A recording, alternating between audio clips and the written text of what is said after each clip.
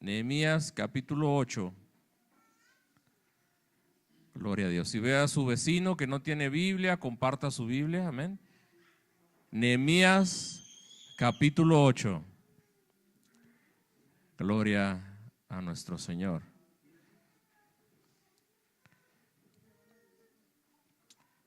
Gracias, Cristo. ¿Están ahí? Muy bien, dice la palabra del Señor, capítulo 8, versículo 1. Y se juntó todo el pueblo como un solo hombre en la plaza que está delante de la puerta de las aguas, y dijeron a Esdras, escriba, que trajese el libro de la ley, la cual Jehová había dado a Israel.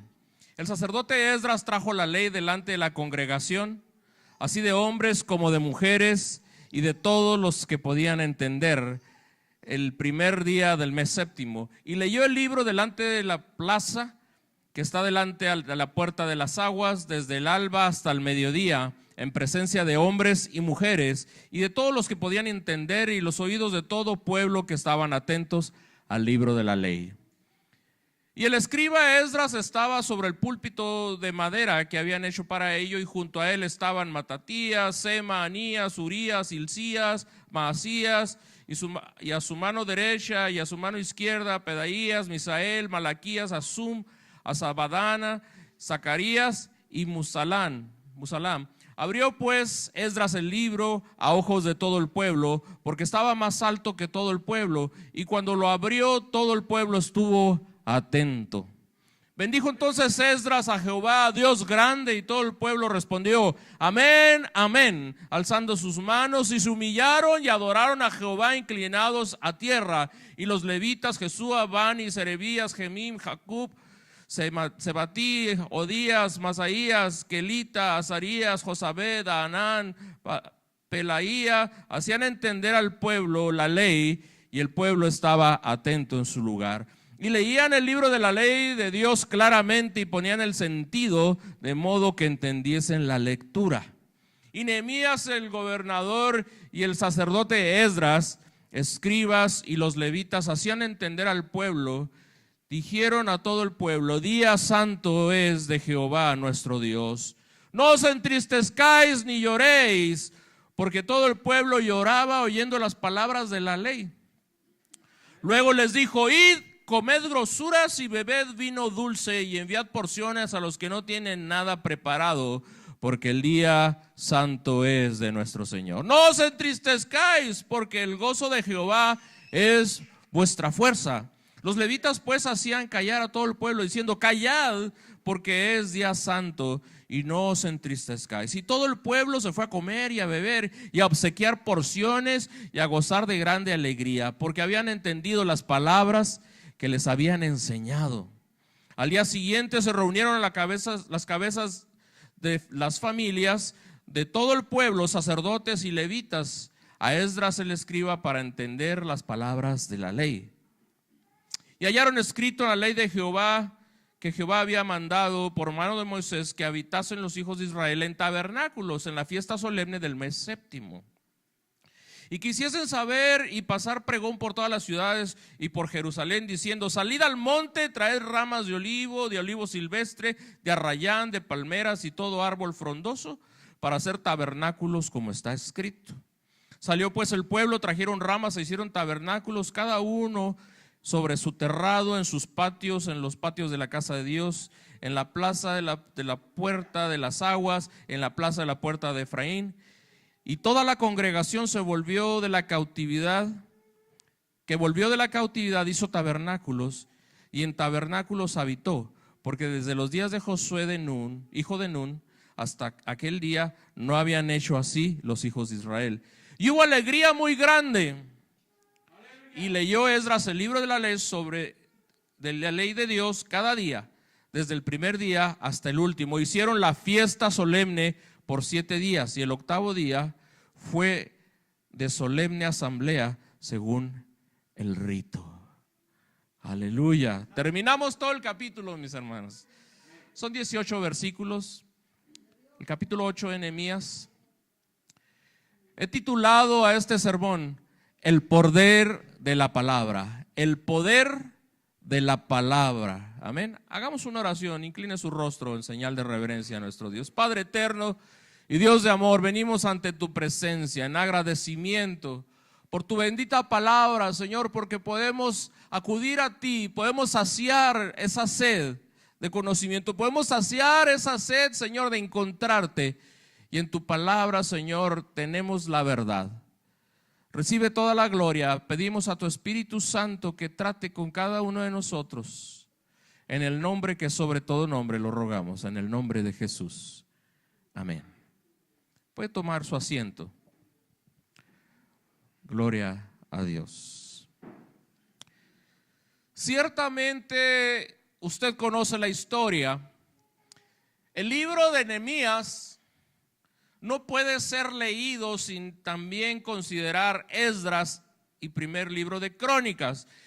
Esdras y Nehemías son como unos gemelos. Aquí lo menciona el sacerdote Esdras. Nehemías vino a hacer las veces de un gobernante.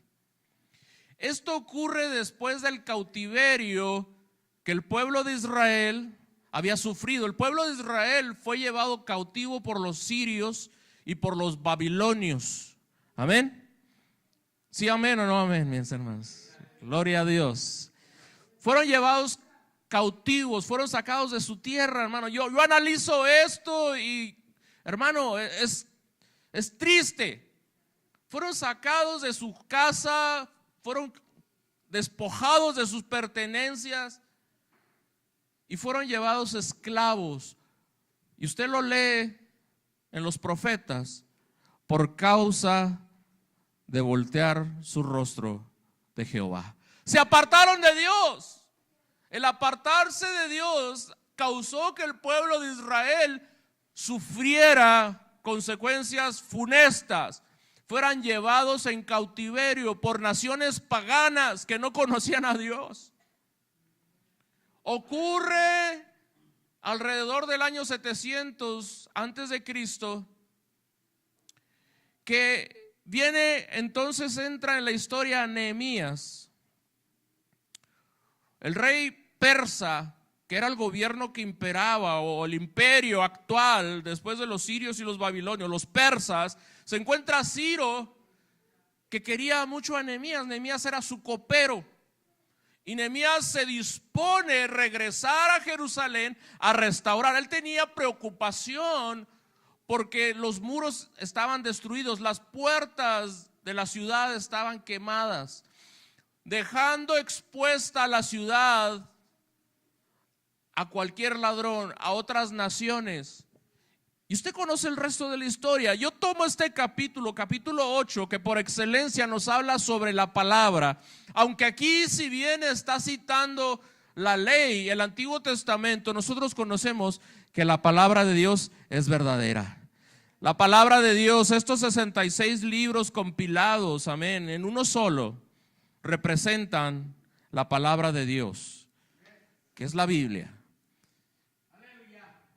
Nehemías, hermano, el Señor puso en su corazón regresar y restaurar. Era un tiempo de restauración. Era un tiempo de volver a construir. Era un tiempo de empezar de cero. Quizá para alguno de nosotros volver a empezar, hermano, sea tedioso, sea cansado, requiere verdaderamente determinación. Volver a empezar, que todo se acaba y volver a empezar de cero. Eso estaba ocurriendo al pueblo de Israel. Pero lo maravilloso, hermanos, es que entra en escena la palabra de Dios, la ley de Jehová, la palabra de Dios. Y a la luz de este capítulo encontramos, hermanos, que fue punta de lanza para la victoria en la historia que relata el libro de Nehemías. Yo he encontrado diferentes principios aquí. El primer principio que encuentro, hermano, el poder de la palabra. Lo primero que encuentro es que la palabra produce unidad. Versículo 1, deje abierta su Biblia, capítulo 8 de Nehemías, versículo 1. podemos leer, hermanos, que el pueblo se reunió como un solo hombre, con un solo pensamiento, con un solo sentir, con un solo objetivo: reconstruir la ciudad. Pero fue, hermanos, que el escuchar la palabra les trajo esa unidad. Ciertamente leemos en los evangelios nuestro Señor Jesucristo intercediendo por nosotros, Juan capítulo 17, haciendo una oración: Señor, que ellos sean uno como nosotros somos uno. Palabras de Jesús. En las demás epístolas del Nuevo Testamento encontramos que se nos exhorta a la unidad. La palabra produce esa unidad. En segundo lugar, encuentro, hermanos, que la palabra derriba diferencias. Esto va de la mano con la unidad. Versículos 2 y 3.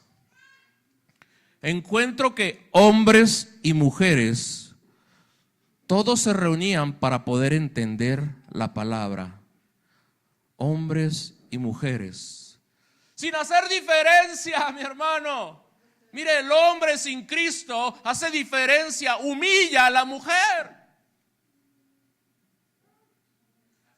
Esto empieza, hermanos, desde los griegos. Usted y yo fuimos a la escuela. ¿Cuántos se acuerdan de Pitágoras?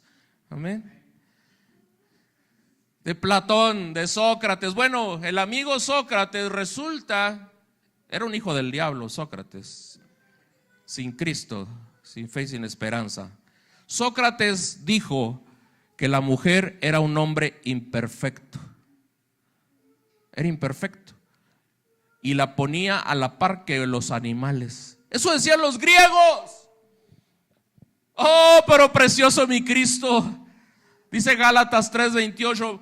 Ya no hay judío ni griego, ya no hay esclavo ni libre, no hay varón ni mujer, porque todos vosotros sois uno en Cristo Jesús. Cristo dignifica a la mujer. Aleluya.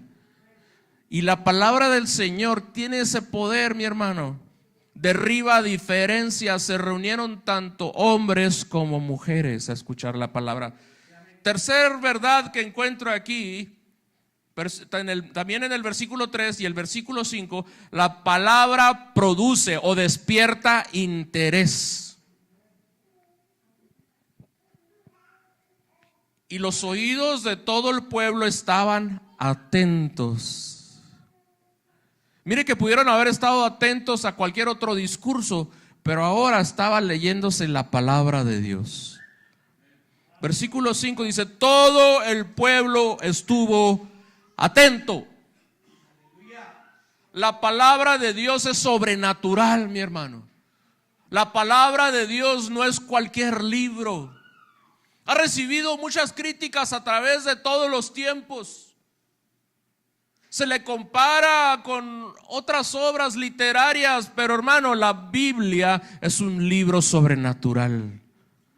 Describe Hebreos capítulo 4 versículo 12: porque la palabra de Dios es viva y eficaz, y más cortante que toda espada de doble filo, penetra hasta partir el alma y el espíritu y las coyunturas y los tuétanos, y discierne los pensamientos y las intenciones del corazón. La palabra de Dios, hermanos, es poderosa y produce ese interés, satisface la mente más sencilla, pero también satisface, hermanos, la mente más compleja. Preciosa palabra. Cuarto lugar, la palabra de Dios produce alabanza. Así es, aleluya. Lo voy a repetir. Aleluya. La palabra de Dios produce alabanza. Amén. Ayúdeme para que vaya en acorde con el punto. Versículo 6, primera parte, dice: y todo el pueblo respondió amén, amén, alzando sus manos. ¿Puede usted visualizar el pueblo de Dios después de venir, hermano, de una ciudad de cautiverio, de problemas? Ahora estaban escuchando la palabra.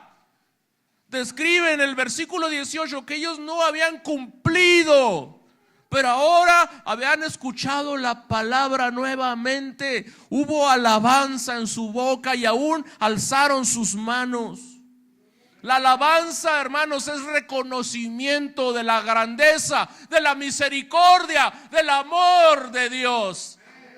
Eso es la alabanza, es reconocer. Cuando usted y yo decimos gloria a Dios, levantamos a Dios y usted y yo quedamos abajo, porque a Él lo ponemos arriba y nosotros nos humillamos. Eso significa alabar a Dios. La palabra produce alabanza.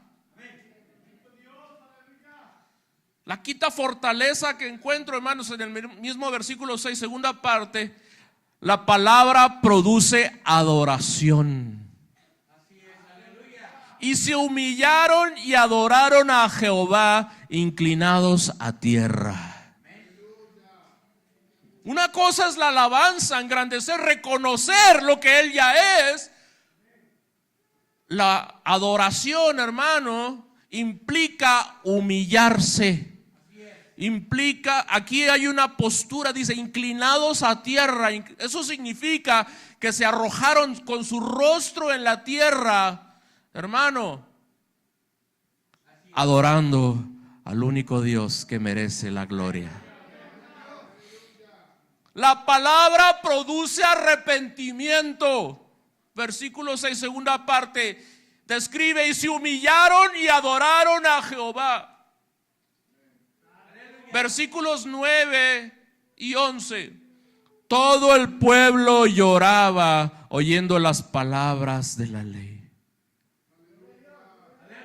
Lloraban, versículos 9 y 11, si usted me está siguiendo, segunda parte. Lloraban.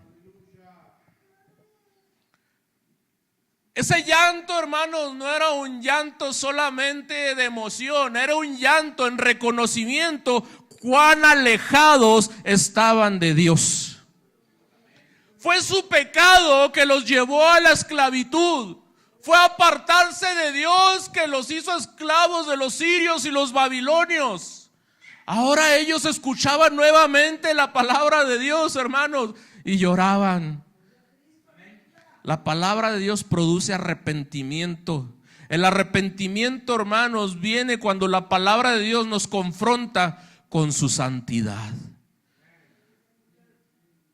¿Qué ocurre cuando usted y yo nos comparamos con la pureza de Dios, hermano? Si Dios le decía a Jacobo, Jacobo, gusano, hermano, yo soy menos que gusano. Comparado con Dios somos menos que gusano, aunque no diga amén. La palabra confronta nuestro pecado. La palabra llega, por eso mucha gente, hermanos, apedreaba a los profetas. Por esa razón los mandaban al cepo, los mandaban al calabozo, porque no querían escuchar de la santidad de Dios. No querían escuchar que ellos estaban en pecado. Pocas veces, pero sigue ocurriendo, pocas veces, no quiero decir que nunca, pocas veces continúa ocurriendo ahora. Yo sé que en este púlpito se predica palabra que confronta, porque la palabra de Dios produce ese arrepentimiento. La palabra de Dios produce un corazón bondadoso.